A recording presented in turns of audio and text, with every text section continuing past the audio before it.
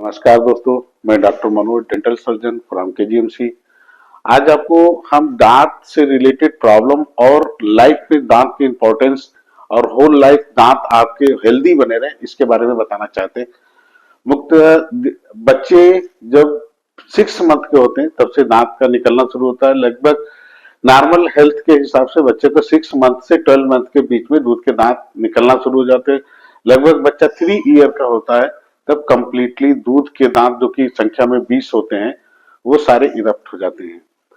और केयर की अगर बात करें तो दांत बच्चों के दांतों में कैरीज की पॉसिबिलिटी इस बात पे निर्भर करती है कि बच्चे की फूड की हैबिट क्या है।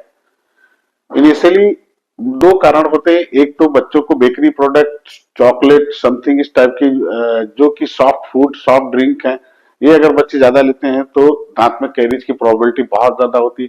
दूसरा, बॉटल, जो आजकल बच्चे बॉटल पीते हैं उसमें भी नर्सिंग बॉटल कैरीज के नाम से कैरीज की प्रोबेबिलिटी बहुत ज्यादा होती है। तो इन सब चीजों का पेरेंट्स ध्यान रखें ताकि बच्चों के दांत कम से कम खराब हो। यही बच्चा जब 7 साल के करीब में पहुंचता है तब दूध के दांत हटना शुरू होते हैं और परमानेंट दांत निकलने की समय आ जाता है।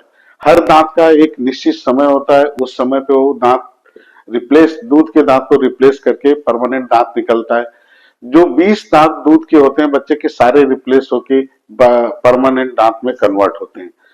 साधारणतः देखा गया है कि पीछे वाला दांत जो कि फर्स्ट मोलर सबसे पहले इरप्ट होता है, ये 6 ईयर के नियर अबाउट में, फिर आगे के दूध के दांत हटना शुरू होते हैं और एक एक करके अपने अपने समय पे हटते जाते हैं।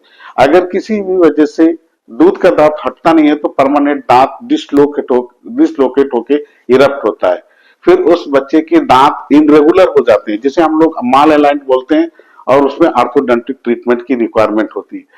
तो उस दौरान जिस फेज में बच्चे के दूध के दांत रिप्लेस होके परमानेंट दांत आ रहे हैं तो किसी न किसी डॉक्टर से या डेंटल सर्जन से आपको कांटेक्ट में रहना चाहिए। एक निश्चित ड्यूरेशन के बाद ओरल चेकअप करा लेना चाहिए ताकि बच्चे का दांत अपनी पोजीशन पे इरप्ट हो और उसका डेंटिशन बिगड़े नहीं, ताकि आगे चल के उसे ऑर्थोडोंटिक ट्रीटमेंट की रिक्वायरमेंट ना पड़े।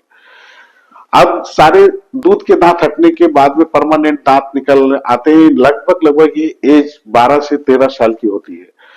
उस दौरान जो दांत की पोजीशन होती है वैसे ही आगे लाइफ में उसका डेंटिशन रिप्रेजेंट करता है। अगर दांत इरेगुलर है, माल अलाइंड है, तब डॉक्टर को दिखा के ऑर्थोडोंटिक ट्रीटमेंट की रिक्वायरमेंट होती है और उसे उस दौरान ही करा लेना चाहिए, क्योंकि एक orthodontic treatment age dependent treatment होता है। अगर बच्चा 12 से 16 साल के बीच है, दांत इरेगुलर है, तो ऑर्थोडोंटिक ट्रीटमेंट के साथ उसे ठीक किया जाता है।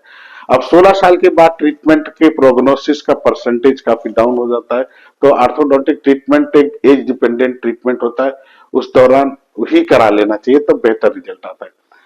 अब बच्चा 16-17 साल के बाद लगभग सारे परमानेंट दांत आ जाते हैं। एक दांत जो कि थर्ड मोलर होता है वो इरप्शन में कभी कभी लेट होता है। उसके कई कारण होते हैं, डेवलपमेंटल एनोमली है, स्पेस कम हो जाना या अपने पाथ पे ना होना, हॉरिजॉन्टल हो जाना। कई कारण होते हैं कि परमानेंट दांत, जिसे हम विजडम टीथ कहते हैं, वो समय से इरप्ट नहीं होता, जिसकी वजह से बाद में काफी प्रॉब्लम जैसे पेरिकोरोनाइटिस और माउथ ओपनिंग प्रॉपर ना होना, इस तरीके की कंप्लेंट्स आती है।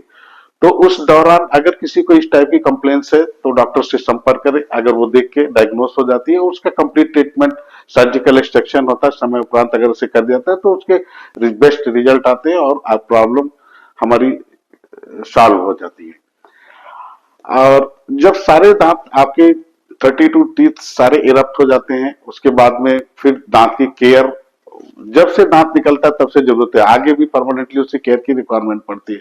उसमें मुख्य मेन रोल होता है हमारा ब्रशिंग का। ब्रशिंग सभी करते हैं तरीके से, टेक्नोलॉजी के साथ अगर ब्रशिंग की जाए तो बेहतर रिजल्ट आते हैं। गार्गल सपोर्ट्स ले लेना चाहिए ताकि गम्स के लिए सबसे बेस्ट ट्रीटमेंट गार्गल ही होता है।